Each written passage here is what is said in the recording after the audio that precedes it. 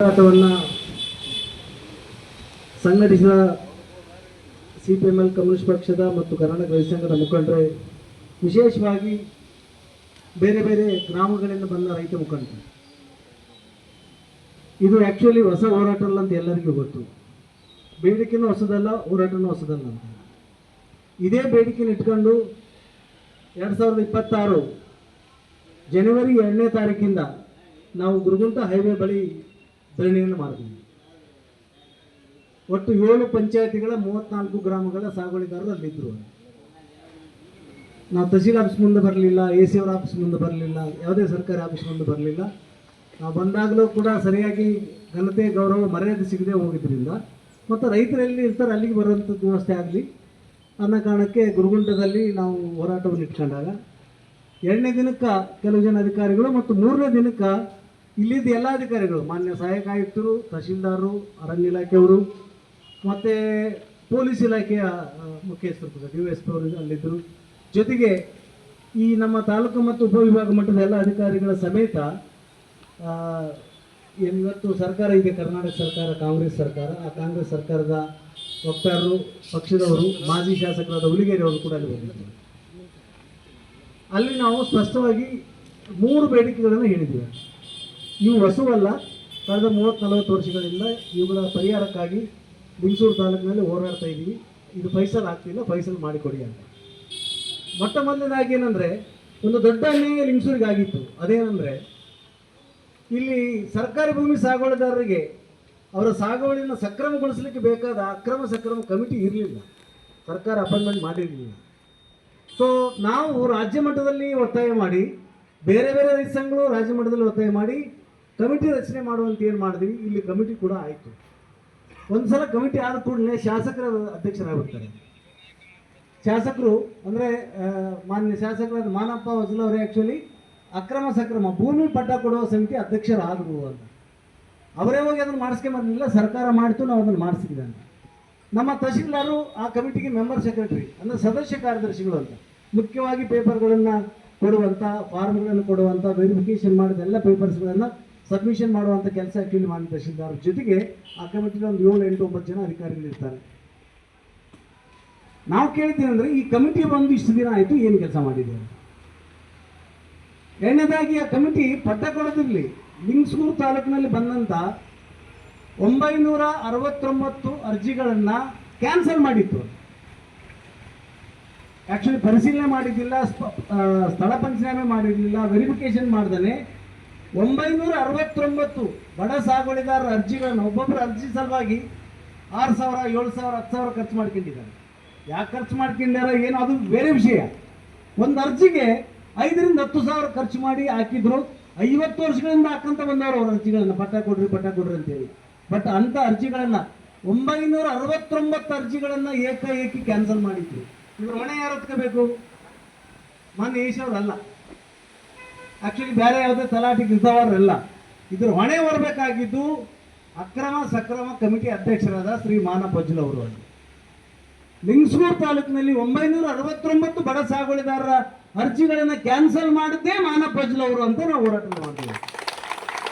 ಮಾಡಿ ನಾವೇನಂತ ಅಂದ್ರೆ ಅಧಿಕಾರಿಗಳಿಗೆ, ಅವರು ತಾತ್ಕಾಲಿಕ ಸರ್ಕಸ್ ಕಂಪನಿ ಇದ್ದಂಗೆ MP MLAಗಳು, ನೀವು ಕಾಯಂ ಕಂಪನಿ ಅವರು, ಯಾರು tahsildar, assistant commissioner, deputy commissioner, ತಲಾಟಿ, ಗಿರ್ದಾವಾರ ಅಧಿಕಾರಿಗಳಂತ ಏನು ಕರಿತೀವಿ ನಮ್ಮ ಅಧಿಕಾರಿಗಳು, ನೀವು ಕಾಯಂ 40 ವರ್ಷ ನೀವು ಸರ್ವಿಸ್ ಇರ್ತದೆ.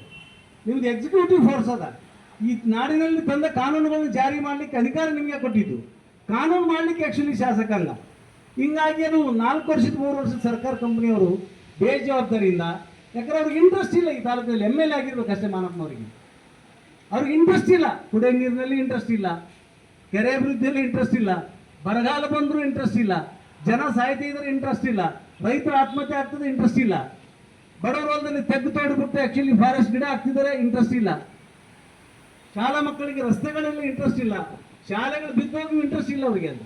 ಅವ್ರಿಗೆ ಇಂಟ್ರೆಸ್ಟ್ ಇರೋದು ಒಂದೇ, ತಮ್ಮ ಗುತ್ತಿದಾರಿಗೆ ND ವಾಟರ್ ಕಂಪನಿ ಉಳಿಸ್ಕೊಳ್ಬೇಕು, ಅದರ ಪ್ರಾಫಿಟನ್ನು ಹೆಚ್ಚು ಮಾಡ್ಕೊಳ್ಬೇಕು ಅಂತ. ಅದಕ್ಕೆ ನಾವು ಅಧಿಕಾರಿಗಳಿಗೆ ಕೇಳಿದ್ವಿ, ಸರ್ ನೀವೇನು ಮಾಡಿದಿರಲ್ಲ, ವೆರಿಫಿಕೇಶನ್ ಮಾಡಲಾರ್ದಾನೆ, ಪರಿಶೀಲನೆ ಮಾಡಲಾರ್ದಾನೆ ದಯವಿಟ್ಟು ಅದನ್ನು ಬಂದ್ ಮಾಡಿ ರೀಓಪನ್ ಮಾಡಿ ಅಂತ, ಎಲ್ಲ ಅರ್ಜಿಗಳನ್ನು ಪುನಃ ರೀಓಪನ್ ಮಾಡಿ ಅಂತ ನಾವು ಅಂದಾಗ, ಇದೇ ಅಧಿಕಾರಿಗಳು ನಮಗೇನು ಮಾತು ಕೊಟ್ಟರು ಅಂದರೆ ಜಿಲ್ಲಾಧಿಕಾರಿಗಳ ಜೊತೆಗೆ ನಾವು ಮಾತಾಡಿ ಈ ಪುನಃ ಇದನ್ನು ಓಪನ್ ಮಾಡ್ತೀವಿ ಅಂತ. ಅದರ ಪ್ರಕಾರ ಆ್ಯಕ್ಚುಲಿ ನಾವು ಜಿಲ್ಲಾಧಿಕಾರಿಗಳನ್ನೂ ಕಂಡ್ವಿ. ಇವರೆಲ್ಲರೂ ಮಾತಾಡಿದ ಮೇಲೆ ರಿಜೆಕ್ಟ್ ಆಗಿ ಹೋದಂಥ 969 ಅರ್ಜಿಗಳನ್ನು ಪುನರ್ ಪರಿಶೀಲನೆ ಮಾಡಲಿಕ್ಕೆ ಒಂದು ತೀರ್ಮಾನ ಕೈಗೊಂಡ್ರು. ಅವಾಗ ನಮ್ಗೆ ಸ್ವಲ್ಪ ಸಂತೋಷ ಆಯ್ತು, ಇಲ್ಲ ನಮ್ಮ ಅಧಿಕಾರಿಗಳು ಕೆಲಸ ಮಾಡ್ತಾ ಇದ್ದಾರೆ ಅಂತ. ತಹಶೀಲ್ದಾರ್ ಆ್ಯಕ್ಚುಲಿ ಏನು ಸತ್ಯಮ್ಮನವರು ಅದರ ಮಾನ್ಯ ಎ ಸಿ ಅವರು ಉಳಿದವರೆಲ್ಲ ಸೇರಿಬಿಟ್ಟು ಇವರು ಕೋಪರೇಷನ್ ಮಾಡಿದ್ದಾರೆ ಆ ಟೈಮ್ನಲ್ಲಿ. ಅದರಿಂದ ಓಪನ್ ಆಯಿತು. ಓಪನ್ ಆದಮೇಲೆ ಏನಾಯ್ತು ಅಂದರೆ ಕ್ಲೋಸ್ ಆಗಲೇ ಇಲ್ಲ ಅಂತ. ಓಪನ್ ಆದಮೇಲೆ ಏನಾಯ್ತು ಅಂದರೆ ಓಪನ್ ಮಾಡಿದ ತಕ್ಷಣ ಮಾಡಬೇಕಾದ ಕೆಲಸ ಏನಂದರೆ ಭಾಳಷ್ಟು ಕಂಪ್ಲೇಂಟ್ ಇರೋದು ಒಂದೇ ಜಂಟಿ ಪಟ್ಟ. ಬಹುತೇಕ ಸರ್ವೆ ನಂಬರ್ಗಳು ಜಂಟಿ ಪಟ್ಟ ಅದಾವ. ಅರಣ್ಯ ಇಲಾಖೆ ಪರಂಪು ಜಂಟಿ ಪಟ್ಟ, ಅರಣ್ಯ ಇಲಾಖೆ ಕಾರ್ಯಜಾತ ಜಂಟಿ ಪಟ್ಟ, ಅರಣ್ಯ ಇಲಾಖೆ ಕಂದಾಯ ಇಲಾಖೆ ಭೂಮಿ ಜಂಟಿ ಪಟ್ಟ. 500 ಎಕರೆ, 600 ಎಕರೆ, 300 ಎಕರೆ, 700 ಎಕರೆ, 800 ಎಕರೆ ಸರ್ವೆ ನಂಬರ್ಗಳಿದಾವ.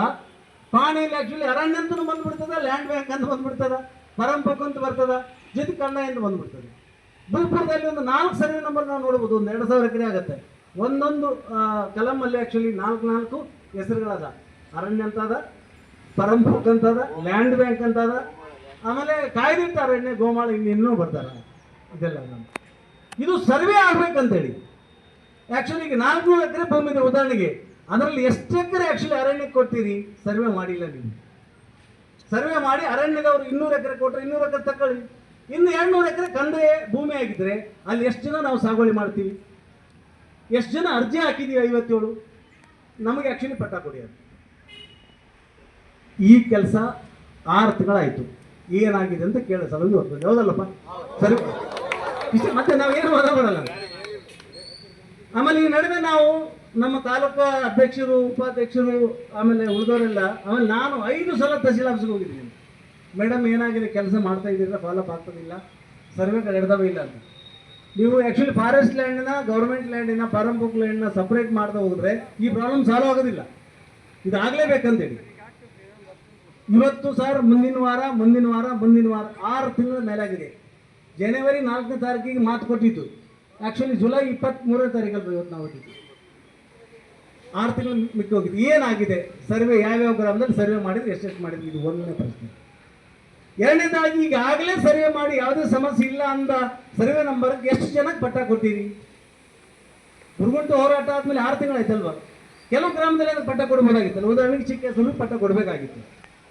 ಚಿಕ್ಕೇಶ್ವರ ಸರ್ವೆ ನಂಬರ್ 35, 41 ಅಲ್ಲಿ ಆ್ಯಕ್ಚುಲಿ ಫಾರೆಸ್ಟ್ನವ್ರಿಗೆ ರೆಕಾರ್ಡೆಡ್ ಫಾರೆಸ್ಟ್ ಅನ್ನೋ ಪ್ರಕಾರ ಅಧಿಕೃತವಾಗಿ ಫಾರೆಸ್ಟ್ ಇಲ್ಲ. ರೆಕಾರ್ಡೆಡ್ ಫಾರೆಸ್ಟ್ ಅಂದ್ರೂ ಕೂಡ ಡಿ ಸಿ ಅವರು ಆದೇಶ ಮಾಡಿದ್ದಾರೆ. ಅವರಿಗೆ ಒಂದು 250 ಎಕರೆ ಸಪ್ರೇಟ್ ಮಾಡಿಬಿಟ್ರೆ ಉಳಿದವರಿಗೆಲ್ಲ ಪಟ್ಟ ಕೊಡ್ರಿ ಅಂತ. ಆ್ಯಕ್ಚುಲಿ GPRS ಆಗಿದ್ದು ಸರ್ವೆ ಆಗಿದ್ದು 28 ಅಥವಾ 32 ಜನ ಫಲಾನುಭವಿಗಳಿಗೆ GPRS ಆಗಿದೆ, ಸರ್ವೆ ಆಗಿದೆ, ಪಟ್ಟ ಕೊಡ್ತಾ ಇಲ್ಲ. 40 ವರ್ಷ ಕೊಟ್ಟಿಲ್ಲ, ಹೋರಾಟ ಶುರು ಮಾಡಿದ್ವಿ. ಈಗ ಆ್ಯಕ್ಚುಲಿ ಗುರುಗುಂಟ ಹೈವೇ ಹೋರಾಟ ಆಗಿ 6 ತಿಂಗಳಾಯಿತು. ಅರ್ಧ ಎಕರೆಗೆ ಪಟ್ಟ ಕೊಟ್ಟಿಲ್ಲ ಲಿಂಗಸೂರು ತಾಲೂಕಿನಲ್ಲಿ. ಯಾಕೆ ಕೊಟ್ಟಿಲ್ಲ?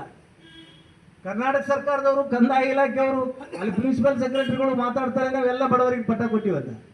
ಜೊತೆಗೆ ಭಯಂಕರವಾಗಿ ನಾಚಿಕೆ ಬರುವಂಥ ವಿಷಯ ಏನಂದರೆ, ನಾವು ಅಲ್ಲಿ ಗುರುಗುಂಟೆಯಲ್ಲಿ ಧರಣಿ ಕುಂತೀವಿ, ಅಧಿಕಾರಿಗಳು ನಮ್ಮ ಜೊತೆಗೆ ಬಂದಿದ್ದಾರೆ, ಮಾತುಕತೆ ನಡೀತಿದೆ. ಈ ಕಡೆ ಆ್ಯಕ್ಚುಲಿ BJP ಅವರು, ಆಮೇಲೆ ಮಾನವ ಶಾಸಕನ ಕಡೆಯವರು ಪ್ರೆಸ್ ಮೀಟಿಂಗ್ ಮಾಡ್ತಾರೆ. ಏನಂತ?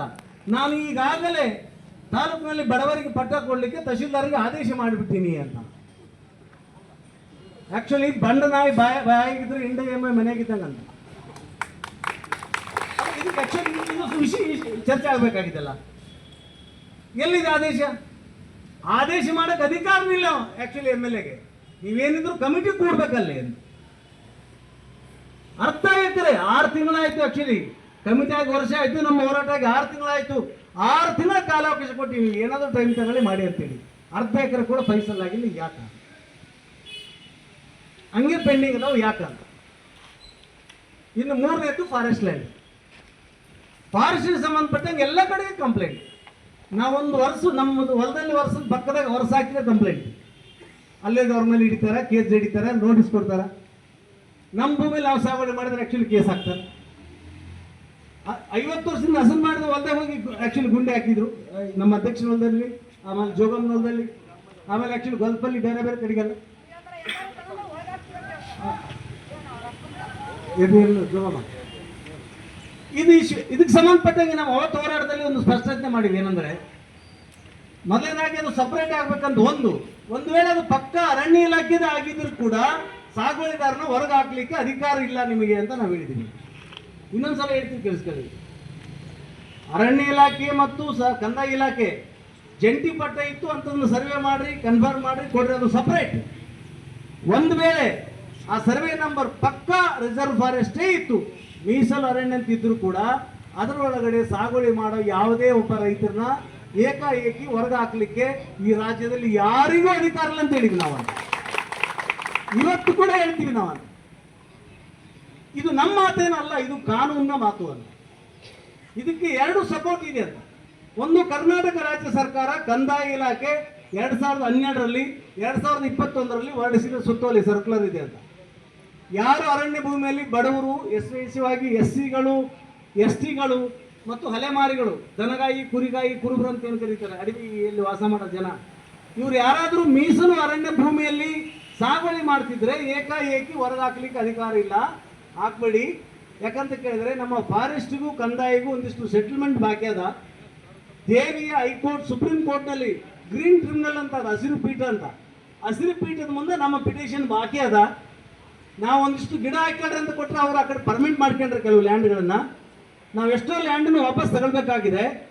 ಆ ಡಿಸ್ಪ್ಯೂಟ್ ಸುಪ್ರೀಂ ಕೋರ್ಟ್ ಗ್ರೀನ್ ಹಸಿರು ಪೀಠದಲ್ಲಿ ಸೆಟ್ಲ್ ಆಗೋ ತನಕ ನಮ್ಮ ಯಾವುದೇ ರೈತರನ್ನ ನೀವು ಕಿತ್ತಿಸಬೇಡಿ ಅನ್ನೋದು ಒಂದು ಸಪೋರ್ಟ್. ಇದು ನೀವು ಅರ್ಥ ಮಾಡ್ಕೊಳ್ಳಿ, ಅಧಿಕಾರಿಗಳು ಅಷ್ಟೇ. ಯಾಕಂದ್ರೆ ಅವ್ರು ಅರ್ಥ ಆದರೂ ಸಹಿತ ಅರ್ಥ ಆಗಲಾರ್ದಂಗೆ ಆಟ ಆಡ್ಬಿಡ್ತಾರೆ. ಅಧಿಕಾರ ಅವ್ರಿಗೆ ಶಾಶ್ವತ ಅನಿಸ್ಬಿಟ್ರೆ ಬ್ಯಾನ್ ಇರೋದು ಯಾರಿಗೆ? ನಮಗಾಗ ಭೂಮಿ ಕಳ್ಕೊಂಡ್ರೆ. ಇದು ಒಂದನೇದು. ಎರಡನೇ ಸಪೋರ್ಟ್ ಏನದ, ರಿಸರ್ವ್ ಫಾರೆಸ್ಟ್ ಆದರೂ, ಸೋಷಿಯಲ್ ಫಾರೆಸ್ಟ್ ಆದರೂ, ಯಾವುದೇ ಫಾರೆಸ್ಟ್ ಆದರೂ ಅಲ್ಲಿ ಸಾಗುವಳಿ ಮಾಡ್ತಿದ್ರೆ ಆ ಸಾಗುವಳಿದಾರನಿಗೆ ಅವನಿಗೆ ಸೆಟಲ್ಮೆಂಟ್ ಮಾಡ್ದೇ ಹೊರಗೆ ಹಾಕಂಗಿಲ್ಲ. ಇದು ಒಂದು ಕಡೆಗೆ ಈ ಸರ್ಕ್ಯುಲರ್. ಎರಡನೇದು, ಇನ್ನೊಂದು ಸಪರೇಟ್ ಕಾನೂನು ಬಂದಿದೆ. ಅರಣ್ಯ ಭೂಮಿಯಲ್ಲಿ ಸಾಗುವಳಿ ಮಾಡೋರ ಸಲುವಾಗಿನೇ ಒಂದು ಕಡೆಗೆ ಅರಣ್ಯನೂ ಉಳಿಸ್ಬೇಕು, ಅರಣ್ಯದಲ್ಲಿ ಸಾಗುವಳಿ ಮಾಡಿದ ಬಡವರನ್ನು ಉಳಿಸ್ಬೇಕಂತ ಆ ಕಾಯ್ದೆ ಹೇಳ್ತದೆ. ಆ ಕಾಯ್ದೆಗೆ ಫ್ರಾಡ್ 2006 ಅಂತ ಕರಿತೀವಿ ನಾವು. ಏನಂತ? FRA, ಫ್ರಾಡ್ 2006 ಅಂತ. ಅಂದ್ರೆ ಆಕ್ಚುಲಿ ಫಾರೆಸ್ಟ್ ರೈಟ್ಸ್ ಆಕ್ಟ್ ಅಂತ. ಅರಣ್ಯ ಹಕ್ಕು ಕಾಯ್ದೆ 2006 ಅಂತ, 2026. ಈ ಕಾಯ್ದೆ ಒಂದು ಆಕ್ಚುಲಿ 20 ವರ್ಷ ಆಗಿದೆ. ಇರ್ಬೋದ್ರಪ್ಪರೇ, ಇದು 20 ವರ್ಷ ಆಗಿದೆ. ಲಿಂಗಸೂರಿಗೆ ಬಂದಿದೆ, ರಾಯಚೂರಿಗೆ ಬಂದಿದೆ. 2006ರಲ್ಲಿ ಈ ಕಾಯ್ದೆ ಬಂದಿದೆ. ಫಾರೆಸ್ಟ್ ರೈಟ್ಸ್ ಆಕ್ಟ್ 2006 ಅಂತಂದ್ರೆ 20 ವರ್ಷ ಆಯ್ತು ಈ ಕಾಯ್ದೆ ಬಂದು. ಆ ಕಾಯ್ದೆಯಲ್ಲಿ ಏನ್ ಹೇಳ್ತದಂದ್ರೆ, ಮೊದಲು ಆಕ್ಚುಲಿ ಎಲ್ಲೆಲ್ಲಿ ಅರಣ್ಯ ಭೂಮಿಯಲ್ಲಿ ಸಾಗುವಳಿ ಆಯಿತು, ಅರಣ್ಯ ಅಂತ ಇದು ಸಮಸ್ಯೆಗಳಿದವು, ಆ ಪಂಚಾಯತಿಯಲ್ಲಿ ಗ್ರಾಮ ಸಭಾ ಅಂತ ಕಮಿಟಿ ರಚನೆ ಮಾಡ್ಬೇಕಂತ ಹೇಳ್ತಾ ಕಾಯ್ದೆ. ಆ ಕಮಿಟಿಯಲ್ಲಿ ಯಾರು ಇರ್ಬೇಕಂದ್ರೆ ಪಂಚಾಯತ್ PDO ಇರಬೇಕು, ಆಮೇಲೆ ಸಾಗುವಳಿದಾರರು ಇರಬೇಕು. ಅದರಲ್ಲಿ ಆಕ್ಚುಲಿ 65% 70% ತನಕ ಹೆಣ್ಮಕ್ಳೇ ಇರಬೇಕು. SCಗಳು STಗಳು ಮೆಜಾರಿಟಿ ಆಗಿ ಅದ್ರಾಗಿರ್ಬೇಕು. ಅದು ಗ್ರಾಮ ಸಭಾ ಅಂದ್ರೆ ಕಮಿಟಿ. ಅದು ಆಕ್ಚುಲಿ ಗ್ರಾಮ ಸಭಾ ಅಂತೇಳಿ ಅರಣ್ಯ ಹಕ್ಕು ರಕ್ಷಣಾ ಸಮಿತಿಯಿಂದ ರಚನೆ ಮಾಡಬೇಕು ಅಂತ ಹೇಳ್ತದೆ ಕಾಯ್ದೆ. ಅದಾದ ಮೇಲೆ ಸಬ್ ಡಿವಿಷನಲ್ ಕಮಿಟಿ, ಅಸಿಸ್ಟೆಂಟ್ ಕಮಿಷನರ್ ನೇತೃತ್ವದಲ್ಲಿ AC ಸಾಹೇಬರ ಅಧ್ಯಕ್ಷತೆಯಲ್ಲಿ ಇನ್ನೊಂದು ಕಮಿಟಿ ರಚನೆ ಮಾಡ್ಬೇಕಂತ ಹೇಳ್ತದೆ. ಆ ಕಮಿಟಿ ಇಲ್ಲಿ 20 ವರ್ಷ ಆದ್ರು. ಸಬ್ ಡಿವಿಷನ್ ಲೆವೆಲ್ ಅಂದ್ರೆ ಇದು ಆಕ್ಚುಲಿ ಮಾನ್ಯ ಅಸಿಸ್ಟೆಂಟ್ ಕಮಿಷನರ್ ಅವ್ರ ಲೆವೆಲ್ಗೆ ನಾವು ಸಬ್ ಡಿವಿಷನ್ ಲೆವೆಲ್ ಅಂತ ಕರಿತೀವಿ. ನಾವು ಸಬ್ ಡಿವಿಷನ್ ಲೆವೆಲ್ದಲ್ಲಿ ಇನ್ನೊಂದು ಕಮಿಟಿ ಮಾಡಬೇಕು. ಅದಕ್ಕೆ ಮಾನ್ಯ ಅಸಿಸ್ಟೆಂಟ್ ಕಮಿಷನರ್ ಅಧ್ಯಕ್ಷರಾಗಿರ್ಬೇಕು. ಅದಕ್ಕೆ ಫಾರೆಸ್ಟ್ನವರು, ರೆವಿನ್ಯೂದವರು, ಆಮೇಲೆ ಆಕ್ಚುಲಿ ZP-ದವರು, ಆಮೇಲೆ ರೂರಲ್ ಡೆವಲಪ್ಮೆಂಟ್ನವರೆಲ್ಲ ಮೆಂಬರ್ ಆಗಿ ಅದೊಂದು ಕಮಿಟಿ ಅಂದ್ರೆ ಪವರ್ಫುಲ್ ಕಮಿಟಿ. ಇದು ಎರಡನೇ ಕಮಿಟಿ. ಮೂರನೇ committee actually district level committee, deputy commissioner ಮತ್ತು DC ಅಧ್ಯಕ್ಷತೆಯಲ್ಲಿ ಜಿಲ್ಲಾ ಮಟ್ಟದಲ್ಲಿ ಒಂದು ಕಮಿಟಿ ಆಗಿರಬೇಕು. ಆಮೇಲೆ 4th committee, last highest committee ಅಂದ್ರೆ ಚೀಫ್ ಸೆಕ್ರೆಟರಿ ಆಫ್ ಕರ್ನಾಟಕ ಸರ್ಕಾರದ ಮುಖ್ಯ ಕಾರ್ಯದರ್ಶಿಗಳ ಅಧ್ಯಕ್ಷತೆಯಲ್ಲಿ ರಾಜ್ಯದಲ್ಲಿ ಒಂದು ಕಮಿಟಿ ಇರುತ್ತೆ. ಈ 4 ಲೇಯರ್ ಇರಬೇಕು ಇದಕ್ಕಂತ. 4 ಅಂತಸ್ತಿನ ಕಮಿಟಿ ಇರಬೇಕು ಇಲ್ಲಿ ಅಂತ. ಮೊದಲನೇ ಅಂತಸ್ತು ಗ್ರಾಮ ಸಭಾ, 2ನೇ ಅಂತಸ್ತು ಉಪವಿಭಾಗ, 3ನೇ ಅಂತಸ್ತು ಜಿಲ್ಲಾ ಕಮಿಟಿ, 4ನೇ ಅಂತಸ್ತು ರಾಜ್ಯ. ಯಾವುದೇ ಒಬ್ಬ ಬಡವ, ಬಹಳ ಮುಖ್ಯವಾಗಿ SCಗಳು STಗಳು, ದನಕರ ಮೇಸವರು, ಅಡವಿಯಲ್ಲಿ ಜೀವನ ಮಾಡೋ ಜನಗಳು ಫಾರೆಸ್ಟ್ ಭೂಮಿನ ಸಾಗುವಳಿ ಮಾಡಿದ್ರೆ ಫಸ್ಟ್ ಅವ್ರಿಗೆ ಅರ್ಜಿ ಕೊಡ್ಬೇಕು, ಅರ್ಜಿ ತುಂಬಿ ಹಾಕ್ರಿ ಅಂತ ಕಾನೂನು. ಅದು ಅರ್ಜಿ ಕೊಡ್ಬೇಕು, ಅವ್ರ ಕೈಗೆ ಹೆಸರು ಬರೆಸಿ ಅರ್ಜಿ ಫ್ರೀ ಕೊಡ್ಬೇಕು. ಅವ್ರ ಅರ್ಜಿ ತುಂಬಬೇಕು, ತುಂಬಿ ಅರ್ಜಿ ಹಾಕ್ಬೇಕು. ಅರ್ಜಿ ಹಾಕಿದ ಮೇಲೆ ಗ್ರಾಮ ಸಭಾದಲ್ಲಿ ಡಿಸಿಷನ್ ಆಗ್ಬೇಕಂತ. ಇವನು ಫಿಟ್ ಅದನ ಇಲ್ಲ, ಇವನು ಬೇರೆ ಲ್ಯಾಂಡ್ ಅದ, ಇವನು ಸುಮ್ಮನೆ ಇಲ್ಲಿ ಕಳ್ತಲಿಂದ ಜಮೀನು ಮಾಡಿದೆ ಅಂದ್ರೆ ಅವ್ನ ಅರ್ಜಿ ಕ್ಯಾನ್ಸಲ್ ಮಾಡಬೇಕು. ಇವನಿಗೆ ಈ ಲ್ಯಾಂಡ್ ಬಿಟ್ಟರು ಬೇರೆ ಲ್ಯಾಂಡ್ ಇಲ್ಲ, ಇದೇ ಇವನು ಜೀವನಕ್ಕೆ ಈ ಜಮೀನು ಆಧಾರ, ಈ ಭೂಮಿ ಕೊಡಲೇಬೇಕಾಗತ್ತೆ ಇವನಿಗೆ ಅಂತ ಗ್ರಾಮ ಸಭೆ ರೆಕಮೆಂಡ್ ಮಾಡಿದ್ರೆ 75% ಗ್ರಾಂಟ್ ಆದಂಗೆ ಅದು ಸಬ್ ಡಿವಿಷನ್ ಲೆವೆಲ್ ಕಮಿಟಿಗೆ ಬರಬೇಕು. ಇದನ್ನ ಯಾರು ಗಣಮಂಟ್ರು ಮಾಡಿರಪ್ಪ ಇಲ್ಲಿ? ಈ ಕಾಯ್ದೆ ನಾನು ಹೇಳಿದ್ದು, ಯಾರು ಇಲ್ಲಿ ಅಧಿಕಾರಿಗಳು ಪರ್ಸನಲ್ ತಗೊಳ್ಬೇಡಿ. ನೀವೆಲ್ಲ ರೈತರ ಮಕ್ಕಳು, ಎಲ್ಲರೂ ಅಧಿಕಾರಿಗಳು ಪ್ರಮಾಣ ಮಾಡ್ತಾರೆ. ಇತ್ತೀಚೆಗೆ ಮಂತ್ರಿಗಳು ಪ್ರಮಾಣ ಮಾಡ್ತಾರೆ, ರೈತನ ಮಗ ಎಲ್ಲರೂ ರೈತರ ಮಕ್ಕಳೇ. ಆದರೆ ಆಕ್ಚುಲಿ ಎಲ್ಲಿ ಹುಟ್ಟಿ ಎಲ್ಲಿ ಬೆಳೆದು ಅಂತ ಎಲ್ಲರೂ ಮರ್ತು ಹೋಗಿದ್ದಾರೆ. ಯಾರು ರೈತರಾಗ್ಲಿಕ್ಕೆ ಇಚ್ಛಿಲ್ಲ, ಯಾಕೆ ರೈತನ ಮಗನಿಗೆ ಹೆಣ್ಣು ಕೊಡ್ತಾ ಇಲ್ಲ ಯಾರು. ಸರ್ಕಾರಿ ಆಫೀಸ್ನಲ್ಲಿ ಪ್ಯೂನ್ ಅಂದ್ರೆ ಆಕ್ಚುಲಿ ಅವನಿಗೆ 10 ಲಕ್ಷ 10 ಲಕ್ಷ ಕೊಟ್ಟು ಅಂದ್ರೆ ಆಕ್ಚುಲಿ ಗುಲಾಮಗಿರಿಗೆ ಸೊ ಹೆಣ್ಣು ಕೊಡ್ತಾ ಇದ್ದಾರೆ. ರೈತನ ಆಗ್ಲಿಕ್ಕೆ ಯಾರು ಇಷ್ಟ ಇಲ್ಲ. ಬಟ್ ಯಾಕೆ ಈ ಕಾಯ್ದೆನ ಜಾರಿ ತರಲಿಲ್ಲ? ಇದನ್ನ ನಾವು ಕುರುಗುಂಟೆ ಹೈವೇ ಹೋರಾಟದಲ್ಲಿ ಕೇಳಿದ್ದು. ಅರಣ್ಯ ಹಕ್ಕು ಕಾಯ್ದೆ 2006 ರಾಯಚೂರು ಜಿಲ್ಲೆಯಲ್ಲಿ ಯಾಕೆ ಜಾರಿ ತರಲಿಲ್ಲ, ತಂದಿಲ್ಲ. ಓಕೆ, ತಗೊಂಬಂದಿ. ಆ ಮೀಟಿಂಗ್ನಲ್ಲಿ ಕನ್ವಿನ್ಸ್ ಮಾಡಿದ್ದೀನಿ. ನಾನು ಮೇಲಿಂದ ಮೇಲೆ ತಹಶೀಲ್ದಾರ್ ಮೀಟ್ ಮಾಡಿದ್ದೀನಿ. ನಾನು ಅಸಿಸ್ಟೆಂಟ್ ಕಮಿಷನರ್ ಅವರಿಗೆ ಫೋನ್ ಮೂಲಕ ನಾನು ಮೀಟ್ ಮಾಡಿದ್ದೀನಿ. ಆಮೇಲೆ ವಾಟ್ಸಪ್ ಮೂಲಕನೂ ಅವ್ರಿಗೆ ಚಾಟಿಂಗ್ ಮಾಡಿದ್ದೀನಿ, ರಿಮೈಂಡ್ ಮಾಡಿದ್ದೀನಿ, ಲೆಟರ್ ಕೊಟ್ಟಿದ್ದೀನಿ. DC ಅವ್ರ ಹತ್ರ 3 ಸಲ ಕೂತಿದ್ದೀನಿ. ಅವ್ರು ಹೇಳಿದ್ರೆ ಆ್ಯಕ್ಚುಲಿ ಅದನ್ನು ಅವರು ಗೂಗಲ್ನಲ್ಲಿ ರೆಫರ್ ಮಾಡೋಕೆ ಹೋದ್ರು. ಇಲ್ಲ ಸರ್, ನಾನು ಪ್ರಿಂಟೆಡ್ ವರ್ಷನ ತಗೊಂಬಂದಿನಿ, ಈ ಕಾಪಿಂಗ್ ಅದ ನಾನು ಮಾರ್ಕ್ ಮಾಡಿದ್ದೀನಿ, ಯಾವ ಸೆಕ್ಷನ್ ಯಾವ ಆ್ಯಕ್ಟ್ ಏನು ಹೇಳ್ತದಂತ. ನೀವು ದಣಕೊಳ್ಳೋದು ಅವಶ್ಯಕತೆ ಇಲ್ಲ, ನಾವು ಫ್ರೀಯಾಗಿ ಫೀಡ್ ಮಾಡೋಕ್ಕೆ ತಯಾರಿದ್ದೀವಿ. ಒಂದೇ ಸ್ಟೆಪ್ ಏನಂದರೆ ಈ 3 ಹಂತದಲ್ಲಿ ಕಮಿಟಿ ಮಾಡಿಸಿ. ಮೊದಲ ಕಮಿಟಿ ಮಾಡಿಸ್ಬೇಕಾದ್ರೆ ಶೆಡ್ಯೂಲ್ ಟ್ರೈಬ್ ಡಿಪಾರ್ಟ್ಮೆಂಟ್ನವ್ರು ಇನಿಷಿಯೇಟಿವ್ ತಗೊಳ್ಬೇಕಾಗುತ್ತೆ. ST ಡಿಪಾರ್ಟ್ಮೆಂಟ್ ಅಂತ ಹೇಳಿದ್ರೆ ಇನಿಷಿಯೇಟಿವ್ ತಗೊಳ್ಬೇಕಾಗುತ್ತೆ. ಇದು ಆಯ್ತೇನು? ಗ್ರಾಮ ಸಭಾ ಇಲ್ಲ, ಸಬ್ ಡಿವಿಷನ್ ಲೆವೆಲ್ ಕಮಿಟಿ ಇಲ್ಲ, ಸೊ DC ಲೆವೆಲ್ ಕಮಿಟಿ ಇಲ್ಲ. ಆ್ಯಕ್ಚುಲಿ ಸ್ಟೇಟಿಂದ ಒಂದೇ ಕಮಿಟಿ ಅದ. DC ಅವ್ರಿಗೆ ಕೇಳಿದೆ ಕಮಿಟಿ ಐತೇನು ಸರ್? ಇಲ್ಲ.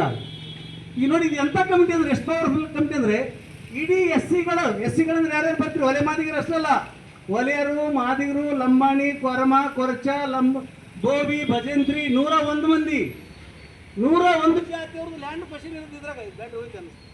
ಇದೇ ಕಮಿಟಿ ಲೆಕ್ಕದಲ್ಲಿ. ಆಮೇಲೆ STಗಳು ಭಾಳ ಇಂಪಾರ್ಟೆಂಟ್. ಈ ಜಿಲ್ಲೆಯಲ್ಲಿ ನಮ್ಮ MP ಎಷ್ಟಿದೆ, 4 ಜನ MLAಗಳು ಎಷ್ಟಿದೆ. ಬಟ್ 100ಕ್ಕೆ 90% STಗಳೆಲ್ಲ ತೀರ ಬಡವರು, ಭೂಮಿ ಇಲ್ದವ್ರೆ ಈ ಜಿಲ್ಲೆಯಲ್ಲಿ. ಇವ್ರ ಭವಿಷ್ಯ ಇರೋದು ಆ್ಯಕ್ಚುಲಿ ಇದೇ ಕಮಿಟಿಯಲ್ಲಿ. ಬಟ್ ಆ್ಯಕ್ಚುಲಿ ಇವ್ರ ಸಲ ಕಮಿಟಿ ಇಲ್ಲ. ಜೊತೆಗೆ ಅಲೆಮಾರಿಗಳಂತ ಏನು ಕರಿತೀವಿ, ಫಾರೆಸ್ಟ್ ಡಾಲರ್ಸ್ ಅಂತ ಏನು ಕರೀತಾರೆ, ಅವ್ರಿಗೆ ಹೆಚ್ಚು ಕಡಿಮೆ ಫಾರೆಸ್ಟ್ ಡಾಲರ್ಸ್ ಅಂದರೆ ಅದರ ಡೆಫಿನೇಷನ್ ಏನಂದರೆ, ಅಡವಿಯಲ್ಲಿ ದನ ಕರಗಳನ್ನ, ಕುರಿ ಕರಗಳನ್ನು ಮೇಯಿಸ್ಕೊಂಡಿರೋ ಜನಗಳಿಗೆ ಫಾರೆಸ್ಟ್ ಡಾಲರ್ಸ್ ಅಂತ ಕರೆಯೋದು ಅಂತ. ಹೆಚ್ಚು ಕಡಿಮೆ ಫಾರೆಸ್ಟ್ ಡಾಲರ್ಸ್ ಯಾರು? ಮೆಜಾರಿಟಿ ಜನ ಆ್ಯಕ್ಚುಲಿ ಶೆಡ್ಯೂಲ್ ಟ್ರೈಬ್ಸ್ ಬಿಟ್ಟರೆ ಕುರುಬರು ಗೊಲ್ಲರು ಬಿಟ್ಟು ಮತ್ತೆ ಯಾರು ಇಡಬೇಕಾರೆ. ಅದಕ್ಕೆ ಆ್ಯಕ್ಚುಲಿ ನಾವು ಆ ಕಾಯ್ದೆ ಪ್ರಕಾರ ಆ್ಯಕ್ಚುಲಿ ಕಮಿಟಿ ರಚನೆ ಮಾಡಿದ್ರೆ ಫಾರ್ಮ್ ಕೊಟ್ರೆ ಏನಾಯಿತು ಆ ಕೆಲಸ. ಆಮೇಲೆ ಆ್ಯಕ್ಚುಲಿ ಅವತ್ತು ನಮಗೆ ಮಾತು ಕೊಟ್ಟು ಬಂದಿದ್ರೆ ಏನಂತ, ಇನ್ಮೇಲೆ ನಾವು ಈ ಒಂದು ಪ್ರೊಸೆಸ್ ಮಾಡ್ದೇ, ಈ ಒಂದು ಕೆಲಸ ಮಾಡ್ದೇ ಯಾವ ರೈತರು ಕೂಡ ಫಾರೆಸ್ಟ್ನಿಂದ ಹೊರಗೆ ಹಾಕೋದಿಲ್ಲ, ತೊಂದರೆ ಕೊಡೋದಿಲ್ಲ ಅಂತ. ಆದರೆ ಗೊಲ್ಪಲಲ್ಲಿ ತೊಂದರೆ ಮಾಡಿದ್ರು, ಹಾಂ 21 ಹೇಳ್ತೀನಿ ಅಂತ ನಾನು ನೆನಪಿದ್ದೇನೆ. ಎಲ್ಲ ಹೆಸರು ಮೆನ್ಷನ್ ಮಾಡೋಕ್ಕಾಗೋದಿಲ್ಲ. ಅವ್ರೇನು ಮಾತು ಕೊಟ್ಟಿದ್ರು, ಈ ಪ್ರಕ್ರಿಯೆ ಸಂಪೂರ್ಣ ಆಗೋ ತನಕ ಕಮಿಟಿ ಮಾಡಿ ಫಾರ್ಮ್ ಕೊಟ್ಟು ವೆರಿಫಿಕೇಶನ್ ಮಾಡಿ ಫೈಸಲ್ ಆಗೋ ತನಕ ನಾವು ಏನು ಮಾಡೋದಿಲ್ಲ, ಯಾರು ರೈತರನ್ನು ಕೂಡ ಎತ್ತಂಗಡಿ ಮಾಡೋದಿಲ್ಲ ಅಂತ ಮಾತು ಕೊಟ್ಟಿದ್ರು. ಆಮೇಲೆ ಆ್ಯಕ್ಚುಲಿ ಹುಲಿಗೇರಿ ಅವರು ಇಲ್ಲಿಂದ ಬೆಂಗಳೂರಿಗೆ ಹೋಗಿ ಅಲ್ಲಿ ಫಾರೆಸ್ಟ್ ಮಿನಿಸ್ಟರ್, ರೆವಿನ್ಯೂ ಮಿನಿಸ್ಟರ್ ಕೂಡ ಪತ್ರ ಬರೆಸಿದ್ರು. ಅಂತ ಕೇವಲ ಅಧಿಕಾರಿಗಳು ಅಷ್ಟೇ ಅಲ್ಲ, ಇಲ್ಲಿ ಮಾಡಬೇಕಾದ್ದು ಸರ್ಕಾರನೇ. ಗೊಲ್ಪಲ್ಲಿ ಹೋದರು, ಕೇಸ್ ನೋಟಿಸ್ ಇಶ್ಯೂ ಮಾಡಿದ್ರು, ಕೇಸ್ ಹಾಕಲಿಕ್ಕೆ ಬೆದರಿಸಿ ಫಾರೆಸ್ಟ್ನವ್ರು ದುಡ್ಡು ಕೇಳಿದ್ರು. 1 ಪೈಸೆ ದುಡ್ಡು ಕೊಡಬೇಡ್ರಿ, ಟೈಮ್ ಬಂದ್ರೆ ಅವ್ನು ಹಿಡಿದು ಕಟ್ಟಿ ಹಾಕಿರಿ, ಚಪ್ಪಲ್ ತಂದು ನೋಡ್ರಿ, 1 ಪೈಸೆ ರೊಕ್ಕ ಕೊಡಬೇಡ ಅಂತ ಇದ್ರು ನಮ್ಮಲ್ಲಿ. ಆಮೇಲೆ ಆ್ಯಕ್ಚುಲಿ ಇವರು ಹೊಲದಲ್ಲಿ ಗುಂಡಿನ ಹಾಕಿದರು. ಆಮೇಲೆ ನಮ್ಮ ಜೋಗಮ್ಮಲ್ಲಿ ಗುಂಡಿ ಹಾಕಿದ್ರು. ಆಮೇಲೆ ಚಿಕ್ಕುಪ್ಪೇರಿ ಸರ್ವೆ ನಂಬರ್ 62 ಫಾರೆಸ್ಟೇ, ಸರ್ವೆ ನಂಬರ್ ಚಿಕ್ಕುಪ್ಪೇರಿ 62 ಫಾರೆಸ್ಟೇ. ಅದ್ರಾಗ 25 ಎಕರೆ RB ತಿಮ್ಮಾಪುರ ಆ್ಯಕ್ಚುಲಿ ತನ್ನ ಯಾರ್ಡ್ ಮಾಡ್ಕೊಂಡಿದ್ದಾನೆ ಓಪನ್ ಆಗಿ. ನಾನು ಮಾತಾಡಕತ್ತೀನಿ, ಅದನ್ನು ಬಿಡಿಸಕ್ಕೆ ತಯಾರಿಲ್ಲ. ಮೊನ್ನೆ ಎರ್ಜಂತಿಯಲ್ಲಿ ಆ್ಯಕ್ಚುಲಿ ಮಾನಪದ್ಲ ಅವರೇ ಫಾರೆಸ್ಟ್ನಲ್ಲಿ ಹೈವೇ ಮಾಡಕತ್ತಾರೆ ವಿತೌಟ್ ಪರ್ಮಿಷನ್. ಅಲ್ಲಿ ರೈತರು ವಿಡಿಯೋ ಮಾಡಿ ಇದು ಏನು ಫಾರೆಸ್ಟ್ನಾಗ ಹೈವೇ ಮಾಡಕತ್ತಾರ ಅಂದರೆ, ಪ್ರೈವೇಟ್ ಹೈವೇ ಅಂದ್ರೆ ಸರ್ಕಾರಿ ರೋಡಲ್ಲ, ಅವ್ರು ಕಂಪ್ನಿ ರೋಡ್ ಮಾಡ್ಕೊಳಕತ್ತಾರ. ಅದನ್ನು ಆ್ಯಕ್ಚುಲಿ ರೈತರು ವಿಡಿಯೋ ಮಾಡಿಬಿಟ್ಟು ಫಾರೆಸ್ಟ್ ಅಧಿಕಾರಿಗಳಿಗೆ ಹಾಕಿದ್ರೆ, ಹಣ ಸುಮ್ಮನೆ ಬಿಟ್ಟಿದ್ದು ಒಂದ್ಸಲ ಮಾಫ್ ಮಾಡಿ ಅಂತ. ನಾವು ಕೇಳಿದಲ್ಲಿ ನಮಗೊಂದು ನ್ಯಾಯ ನಿಮಗೊಂದು ನ್ಯಾಯ ಅಂತ, ನಮಗೊಂದು ನ್ಯಾಯ ನಿಮಗೊಂದು ನ್ಯಾಯ ಅಂತ. ಈ ಕಾಯ್ದೆ ಪ್ರಕಾರ ನಮ್ಮವ್ರನ್ನ ಸರ್ಚ್ ಮಾಡಬಾರ್ದು, ಹೊರಗೆ ಹಾಕಬಾರ್ದು. ಎಲ್ಲ ಅರ್ಜಿ ಕೊಟ್ಟು ವೆರಿಫಿಕೇಶನ್ ಮಾಡಿ, ಇಲ್ಲ ಅದು ಭೂಮಿ ಮುಂಜಿಗೆ ಮಾಡಕ್ಕೆ ಬರೋದಿಲ್ಲ ಅಂದರೆ ವಾಪಸ್ಸೇ ಬೇರೆ. 20 ವರ್ಷ ಈ ಕಾಯ್ದೆ ಬಂದರೂ ಕೂಡ ಆ್ಯಕ್ಚುಲಿ ಕಮಿಟಿ ಆಗಿಲ್ಲ, ಅರ್ಜಿ ಕೊಟ್ಟಿಲ್ಲ, ತಗೊಂಡಿಲ್ಲ. ಇದು ಗಂಭೀರವಾದ ವಿಷಯ. ಸೊ ಅದಕ್ಕೆ ಈ ವಿಷಯದಲ್ಲಿ ಏನಾಯಿತು, ಕಮಿಟಿ ಆದ್ವಾ ಅಂತ ಕೇಳಕ್ಕೆ ನಾವು ಅಟ್ಲೀಸ್ಟ್ ಗ್ರಾಮ ಸಭಾದಲ್ಲಿ ಆಗಬೇಕಲ್ವ. ಸಬ್ ಡಿವಿಷನ್ ಕಮಿಟಿ ಕಮಿಟಿ ರಚನೆ ಮಾಡ್ಲಿಕ್ಕೆ ರೊಕ್ಕ ಬೇಕೇನು? ಕಮಿಟಿ ರಚನೆ ಮಾಡಕ್ಕೆ ರೊಕ್ಕ ಬೇಕೇನು? ಸರ್ಕ್ಯುಲರ್ ಇಲ್ಲೇನು? ಇದು ಮುಖ್ಯವಾದ ಪ್ರಶ್ನೆ ಅನ್ನೋದು ನಾನು ಹೇಳಲಿಕ್ಕೆ ಇಷ್ಟಪಡ್ತೀನಿ. ಅದಕ್ಕೆ ನನಗೆ ಈ ಸಭೆಯಲ್ಲಿ ಮಾನ್ಯ ಸಹಾಯಕ ಆಯುಕ್ತರು ಮತ್ತು ಫಾರೆಸ್ಟ್ನವ್ರ ಜೊತೆಗೆ ಕಡ್ಡಾಯವಾಗಿರಬೇಕಾದ ಅಧಿಕಾರಿಗಳಿಂದ ತಹಶೀಲ್ದಾರ್ ಈ ಬಹುತೇಕ ವಿಷಯದಲ್ಲಿ ಕೀ ಪೋಸ್ಟ್ ಅವ್ರದ್ದು. ಆಮೇಲೆ ಈ ಹೋರಾಟ ಇವತ್ತು ನಾವು ಹೋರಾಟ ಮಾಡ್ತೀವಿ, ಮೆರವಣಿಗೆ ಮೂಲಕ ಬರ್ತೀವಿ ಕೇಳಕ್ಕಂತ ಅಡ್ವಾನ್ಸ್ ಇಂಟಿಮೇಷನ್ ಅವ್ರಿಗೆ ನಾನು ಎ ಸಿ ಅವ್ರಿಗಾದ ಮಾನ್ಯ ತಹಶೀಲ್ದಾರ್ ಕೂಡ ಇಂಟಿಮೇಷನ್ ನಾವು ಮಾಡಿದ್ದೀವಿ ಅಂತ. SIR ಇದು ಇಲ್ಲ ನಂಗಿಲ್ಲ. SIR ಅಂದ್ರೆ ಏನಂತ ನಿಮ್ಗೆ ಗೊತ್ತದ? ಯಾರನ್ನ ಓಟ್ ಹಾಕೋದಿಲ್ಲ ನಮ್ಗೆ ಅವ್ರನ್ನ ಓಟ್ಲಿಂದ ತೆಗೆಯೋದು. ನಮ್ಮ ಪಾರ್ಟಿಗೆ ಅವನು ಓಟ್ ಹಾಕೋದಿಲ್ಲ, ಅವ್ನು ಓಟ್ಲಿಂದ ತೆಗೆಯೋದಕ್ಕೆ SIR ಅದು. ಅವ್ರು ಸುಡುಗಾಡಿ ಹೇಳಂತ ಇರಲಿ ಸರ್ಕಾರ ನೌಕರಿ ಮಾಡಕ್ಕೆ ಬೇಡ ಅಂತ ಅರ್ಧ ಗಂಟೆ ಬಂದು ಹೋಗ್ಲಿಕ್ಕೆ ಆ ಮೇಡಮ್ ಕಳ್ಸಾಗ್ತದೆ. ಆಮೇಲೆ ಇದು ಸಾವಿರಾರು ಜನ ರೈತರ ಕೆಲಸ, ಸಾವಿರಾರು ಜನ ರೈತರ ಕೆಲಸ. ಹೆಚ್ಚು ಕಡಿಮೆ 7 ಪಂಚಾಯತಿ 34 ಹಳ್ಳಿಗಳಲ್ಲಿ ಸಮಸ್ಯೆ ಇದೆ. ಲಿಂಗಸೂರು ತಾಲೂಕಿನಲ್ಲಿ 7 ಪಂಚಾಯತಿಯಲ್ಲಿ 34 ಹಳ್ಳಿಗಳಲ್ಲಿ SCಗಳು STಗಳು ಭೂಮಿ ಇಲ್ದವರು 60, 70, 100 ವರ್ಷದಿಂದ ಸಾಗುವಳಿ ಮಾಡಿದವ್ರ ಕತೆ. ಪ್ರತಿಯೊಂದು ಹೊಲದಲ್ಲಿ ನಿಮ್ಗೆ ತಾತನ ಗದ್ದಿಗೆ, ತಂದೆ ಗದ್ದಿಗೆ ಸಿಗ್ತಾವ, ಈಗ ಮಕ್ಕಳ ಗದ್ದಿಗೆ, 3ನೇ ಗದ್ದಿಗೆ. ಒಂದು ಗದ್ದಿಗೆ ಅಂದ್ರೆ 25 ವರ್ಷ. ಪ್ರಾಯ ಆ್ಯಕ್ಟ್ 2006 ಪ್ರಕಾರ 75 ವರ್ಷ ಸಾಗುವಳಿ ಮಾಡಿದಂಥ ಒಬ್ಬ 87 ವರ್ಷದ ಮುದುಕ, 12 ವರ್ಷದ ವಯಸ್ಸಿದ್ದಾಗ ಅವ್ನು ನೋಡಿದರೆ 87 ವರ್ಷದ ಮುದುಕ ಸಾಕ್ಷಿ ನೋಡಿದ್ರೆ ಅವ್ನು ಸಾಗುವಳಿ ಪಟ್ಟ ಕೊಡ್ಬೇಕಂತ ಕಾಯ್ದೆ ಇರ್ತದೆ. ಸಮಸ್ಯೆ ಕಾಯ್ದೆಗೆ ಏನು ಬೆಲೆ ಅದಂತ. ಮಾತಿಗೆ ಕಾನೂನನ್ನು ನೀವು ಕಾನೂನಿಗೆ ಎಷ್ಟು ಗೌರವ ಕೊಟ್ಟಿರಿ? ಫಾರೆಸ್ಟ್ನವರು ಫಾರೆಸ್ಟ್ ಆ್ಯಕ್ಟ್ ಉಲ್ಲಂಘನೆ ಮಾಡಿದ್ರೆ ಅವ್ರಿಗೆ ನಿದ್ದೆ ಬರ್ತದೆ. ಕಂದಾಯ ಇಲಾಖೆಯವರು ಕಂದಾಯ ಆ್ಯಕ್ಟ್ ಉಲ್ಲಂಘನೆ ಮಾಡಿದ ಮೇಲೆ ನಿದ್ದೆ ಬರ್ತದೆ. ಪೊಲೀಸ್ನವ್ರಿಗೆ ಪೊಲೀಸ್ ಕಾಯ್ದೆ ಮುರಿದ್ರೆ ಅವ್ರಿಗೆ ರಾತ್ರಿ ನಿದ್ದೆ ಬರ್ತಂದ್ರೆ ಕಾಯ್ದೆಯನ್ನು ಕಾಪಾಡೋರು ಯಾರು ಅಂದರೆ ನಾವು ಅಂತ. ವೋಟ್ ಹಾಕೋದು ನಾವು, ಟ್ಯಾಕ್ಸ್ ಕಟ್ಟೋದು ನಾವು, ಸರ್ಕಾರ ನಡೆಸೋದು ನಾವು. ನಮಗೆ ಅನ್ಯಾಯ ಆಗಿದ್ದರಿಂದ ಅದನ್ನು ಕಾಪಾಡಬೇಕಾಗಿದೆ. ಇವತ್ತು ಮಾಡ್ತಾರೆ, ನಾಳೆ ಮಾಡ್ತಾರೆ, ನಾಡ್ದು ಮಾಡ್ತಾರೆ ಅಂತ ಕೂತ್ಕೊಂಡಿವಿ. 6 ತಿಂಗಳಾದರೂ ನಮ್ಮನ್ನು ಮಾತಾಡಿಸಲಿಲ್ಲ. ಅದಕ್ಕೆ ಬಂದಿದ್ದೀವಿ, ಈಗ ಮನೆ ಪತ್ರ ಕೊಟ್ಟಿವಿ. ಈಗ ಮಾನ್ಯ ಎ ಸಿ ಅವರು ಏನು ಹೇಳ್ತಾರೆ, ಫಾರೆಸ್ಟ್ನವ್ರು ಏನು ಹೇಳ್ತಾರೆ, ಉಳಿದವ್ರು ಏನು ಹೇಳ್ತಾರೆ ಕೇಳೋಣ. ಅವ್ರು ಹೇಳುವಾಗ ಒಬ್ಬರು ಹೇಳೋವರೆಗೆ ಮಾತಾಡಬಾರ್ದು. ಅದಾದಮೇಲೆ ನಾವು ಮಾತಾಡ್ತೀವಿ. ಇಷ್ಟ ಆಗ್ಬೋದಲ್ಲ? Thank you.